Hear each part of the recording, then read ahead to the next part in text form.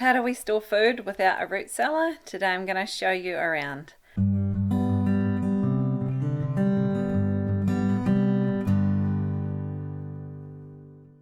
G'day there, I'm Dana from Pewakaka Valley Homestead, and I've had a few people ask to see how we store our excess food when we don't have a root cellar. Today I'm going to show you, you'll have to excuse the mess, I'm going to show you how we have our food stored because we don't have a root cellar yet.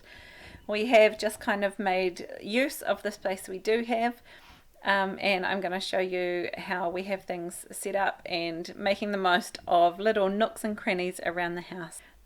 The lighting in here is not great, but that is okay for food preservation. This is our laundry. It is rather messy in here, but it is a nice big space and it's on the cold side of the house. We always leave one of the windows open, so there's always some ventilation. And in here we have some shelves and some cupboards, and we keep a random assortment of food in here. I've had to bring my extra ring light in so you can see. In here, these are just white storage cupboards that we got. I think they're like garage storage cupboards. And in here we've got a random selection of flowers and things. Extra bottles and jars. This is where I've put my onions. Some of them are starting to sprout, but for the most part they're storing there quite well.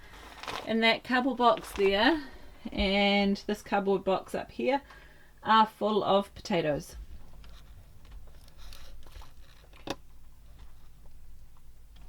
Those cupboards probably aren't ideal storage space for what we're keeping in there, but for the most part those potatoes do last a good couple of months. And other than the onions, they weren't the best cured, well-grown onions in the world. Some of them were, still had the green sprouts on them, so I'm not surprised that some of them are sprouting. But the ones that had cured well aren't sprouting, and they're doing really well. So for the most part, it's not very warm in here, and we're heading into winter months, so it gets really cold in here. The other thing I'm going to do is this very messy, dirty cupboard down here. I am going to clean those out and put a large portion of our squash and pumpkin harvest into there so that they're inside, because at the moment they're still out in the tunnel house and we're just using them from out there. But when the proper frosts hit, it's going to get really cold in there, and I don't want the pumpkins that we've kept, don't want them to be damaged with the frost. The other thing we keep in here is a shelf. It's the passata from our tomatoes. Usually up here we have a whole lot of apple cider vinegar, but we're down to our last bottle. Up the top we've mostly got spare jars and spare egg cartons. Those two boxes are full of egg cartons. These are the metal containers that we use in the freezer. We're about to process a couple of pigs, so we'll use those. And these are some dried elderberries that we harvested and have dried, so we're currently using those to make elderberry syrup. And we have our chest freezer, or one of them, in here as well. Right, I'm going to move the ring light through so that I can show you our hallway cupboard. So this is just a normal hallway cupboard. I guess most people would use it as storage or a broom cupboard, maybe somewhere to keep your vacuum cleaner or something. We installed a whole lot of shelves in here, and this is where I keep my preserves. It is a little bit of a shambles, but there's a bit of method to my madness. Up the top here is usually where we keep soups or stocks or some canned meat. These are chicken vegetable soup that I've made with our own chickens. This is some canned pumpkin. This is mostly canned vegetables, and this one is mostly canned fruit. And down here we get into more miscellaneous things. Chickpeas, lentils, beans. This is some honey from our beehives. And at the bottom are spare jars and spare lids. So we deliberately set these shelves up far enough apart that ideally we can fit two of these jars, one on top of each other. However, we did stuff up the measurements ever so slightly, so this particular one you can't quite fit two in, which is a wee bit annoying. But for the most part I do tend to can in the bigger jars anyway.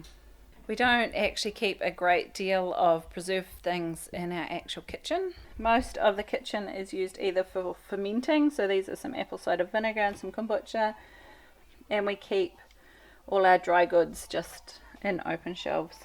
All of these open shelves up here, they're mostly things that we buy in bulk, and then I just keep the things we're actively using in here.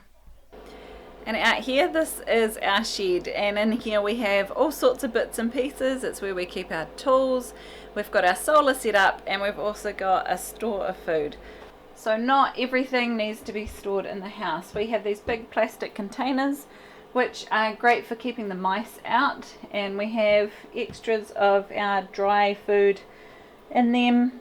We buy in bulk. We often get bulk orders from catering companies rather than buying stuff from the supermarket. So when we get a big order, we'll put them all in here, and then we just need to bring what we need into the house.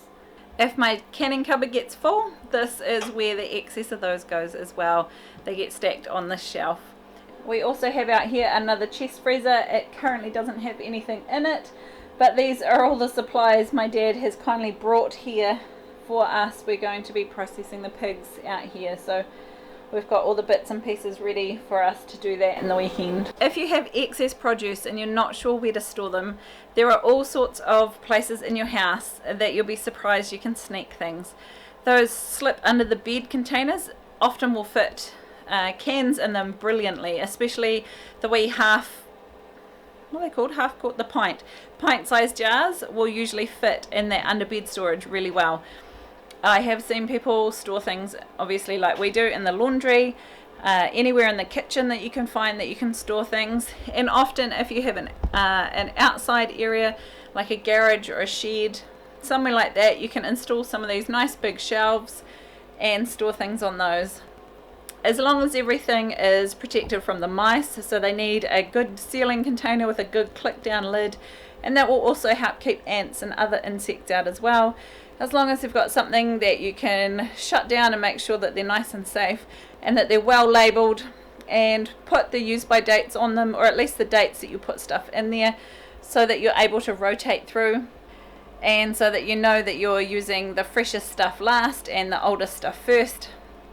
I don't know about you, but our shed is one of those spaces that gets really, really messy very easily. So we have invested a little bit of money and a whole lot of time to try and get a little more organised, and hopefully that means it won't become such a mess quite as quickly. When we tidied it up, it got to the point where you couldn't walk from the front to the back, and we managed to pull out a whole trailer load of rubbish out of here. So we are hoping that having all these extra shelves and using that vertical space will be really helpful, and I'm hoping that it means that we can keep it much tidier. We'll see how we go. If you're wanting to preserve dry goods for longer term, you're better off getting those mylar bags and some oxygen absorbers and putting them into some good food grade buckets that can seal right down. We won't be storing this food for a long time. This is the stuff that we will rotate through over the course of a couple of months. It's not a long-term storage option, but it is something that we have as an ongoing thing that we do, and we use from this supply, and we also stock up this supply. We don't have a massive, like years worth of food stored away or anything. This is just where we keep the excess, so the extra flour, the extra sugar, and that sort of thing. So there are some other crops that we harvest out of the garden that I haven't shown you how we store them. Carrots, for example. We do usually leave our carrots in the garden. It doesn't freeze here particularly hard, and we usually just leave them in the ground, and they do continue to grow. If for whatever reason I do need to harvest them, I usually pile them into a corner of our garden and cover them with some damp burlap sacks or old coffee sacks, and then I will throw some wood chips or some loose dirt over the top of them. That keeps them alive and viable for the rest of the winter. Alternatively, I'll bring the carrots inside and wash them and can them. Cabbages, if I have a lot of cabbages that come on ready all at once and it's heading into winter, I will often harvest them and leave a whole lot of leaves on them, and then I will pop them all into the laundry, into some baskets, and leave them in there with the extra leaves on the outside. Cabbages stored like this in a cool, dark place will last for a very long time, a good couple of months. All you need to do really is to take off the outside leaves and use the inside leaves. The outside leaves will yellow and wilt a little bit, but they're kind of a sacrificial leaf for the inside. Other root crops, sometimes I'll bring them inside and store them in damp sawdust in buckets, and keep them in the nice cool laundry. Otherwise, I'll do the same with them as what I do with the carrots and bury them in the garden. The upside to doing this is if your ground itself actually freezes, you can usually still access the top. You just need to lift the loose dirt off, and you can put them somewhere sheltered and out of the way that's not taking up the rest of your garden. For the most part, most of our vegetables that we harvest, because we don't have a root cellar, and the same goes for fruit too really, I do tend to can it or dehydrate it. So I do have a dehydrator, which I love, and I am going to look into hopefully some way of dehydrating out in the sun for next year, because I have realized now that we're on solar just how much electricity the dehydrator actually uses, because usually most things take between 10 and 20 hours to get properly dry. So I do make our own onion powder, and I have a video for that I'll link to. And maybe down below I'll link to a whole bunch of different things that we do dehydrate. We dehydrate the elderberries so they last well. I'm just running some apples through the dehydrator at the moment, and the other thing I do with apples is can them, and I make apple cider vinegar with the scraps as well. So there are a lot of things that you can do with the harvest out of the garden without necessarily needing to store them somewhere as they are. Cauliflower, for example, we eat quite a bit of cauliflower rice. So I harvest the cauliflower heads, give them a good rinse, pat them dry, and then I throw them through the food processor, turn them into fine little cauliflowery bits, and then I pop them straight into a Ziploc bag in portion size pieces, and I put them straight into the freezer. So we do freeze quite a lot of produce out the garden, our peas, our beans, broccoli, cauliflower, that sort of thing. They all get frozen because I prefer them frozen than canned, because I find canned beans have a funny taste.